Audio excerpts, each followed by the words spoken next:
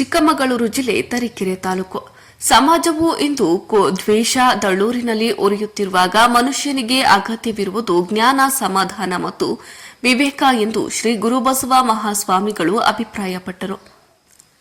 ಅವರು ಪಟ್ಟಣದ ಹೋಟೆಲ್ ಅರಮನೆ ಸಭಾಂಗಣದಲ್ಲಿ ಜಮಾಅತೆ ಇಸ್ಲಾಮಿ ಹಿಂದ್ ತರೀಕೆರೆ ಘಟಕ ಆಯೋಜಿಸಿದ್ದ ಸೀರತ್ ಪ್ರವಚನ ಕಾರ್ಯಕ್ರಮದಲ್ಲಿ ಮುಖ್ಯ ಅತಿಥಿಗಳಾಗಿ ಮಾತನಾಡಿದರು.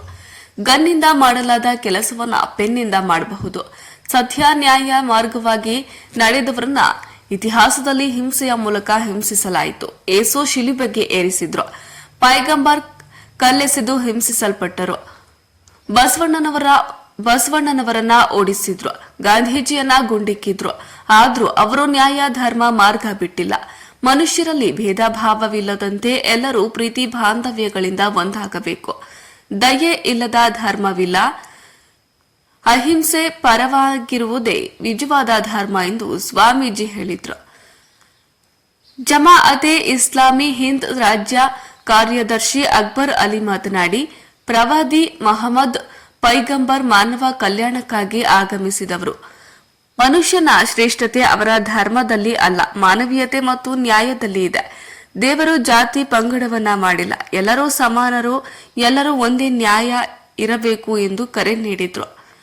ಜಿಲ್ಲಾ ಸಂಚಾಲಕರಾದ ರಿಜ್ವಾನ್ ಖಾಲಿದ್ ಪ್ರಾಸ್ತಾವಿಕವಾಗಿ ಮಾತನಾಡಿದರು. ಸೆಪ್ಟೆಂಬರ್ 3ರಿಂದ 14ರವರೆಗೆ ರಾಜ್ಯಾದ್ಯಂತ ಸೀರತ್ ಪ್ರವಚನ ಕಾರ್ಯಕ್ರಮ ನಡೆಯಲಿದೆ. 76 ವರ್ಷಗಳಿಂದ ಜಮಾಅತೆ ಇಸ್ಲಾಮಿ ಹಿಂದ್ ಸಂಘಟನೆ ಶಾಂತಿ ಮತ್ತು ಸೌಹಾರ್ದದ ಸಂದೇಶ ಸಾರುತ್ತಿದೆ ಎಂದು ತಿಳಿಸಿದರು. ಇನ್ನು ಕಾರ್ಯಕ್ರಮದ ಆರಂಭದಲ್ಲಿ ಮಹಮ್ಮದ್ ಅಜಾದ್ ಕುರಾನ್ ಪಠಣ ನೆರವೇರಿಸಿದ್ರು. ಪೈಗಂಬರ್ ಕುರಿತ 2 ಪುಸ್ತಕಗಳನ್ನು ಬಿಡುಗಡೆ ಮಾಡಲಾಯಿತು. ಹುಜೈಫಾ ಅಹಮದ್ ಸೌಹಾರ್ದ ಗೀತೆ ಹಾಡಿದ್ರು. ವೇದಿಕೆಯಲ್ಲಿ ಪುರಸಭಾ ಅಧ್ಯಕ್ಷ ವಸಂತ್ ಕುಮಾರ್ ಕವಾಲಿ, ಉಪಾಧ್ಯಕ್ಷೆ ಪಾರ್ವತಮ್ಮ ತಿಮ್ಮಯ್ಯ ಹಾಗೂ ಸಂಘಟನೆಯ ಮುಖಂಡರಾದ ಸೈಯದ್ ಇಸ್ಮಾಯಿಲ್ ಉಪಾಧ್ಯಕ್ಷರಿದ್ದರು. ಆದಿಲ್ ಪಾಷಾ ಸ್ವಾಗತಿಸಿದ್ರು. ಶೇಖ್ ಜಾವೇದ್ ವಂದನಾರ್ಪಣೆ ಮಾಡಿದ್ರು. ವರದಿ ಪ್ರದೀಪ್ ಹೆಚ್ಇ, ಪ್ರಜಾಪವರ್ ಟಿವಿ, ತರೀಕೆರೆ. ಈ ಭೂಮಿ ಇದರ ಮೇಲೆ 800 ಕೋಟಿ ಜನ ಬದುಕ್ತಾ ಇದ್ದಾರೆ. 800 ಕೋಟಿ ಜನಸಂಖ್ಯೆ ಇದೆ ಈ ಭೂಮಿಯ ಮೇಲೆ. ಈ ಭೂಮಿ ಆದ್ರೂ ಕೂಡ ಫುಲ್ಫಿಲ್ ಆಗಲಿಲ್ಲ. ಇನ್ನು 10 ಕೋಟಿ ಜಾಗ ಇದೆ ಇದರಲ್ಲಿ. 8,000 ಕೋಟಿ ಜನರು ಈ ಭೂಮಿಯಲ್ಲಿ ಇದ್ರೂ ಕೂಡ ಅಷ್ಟು ಜಾಗ ಇದೆ ಈ ಭೂಮಿ.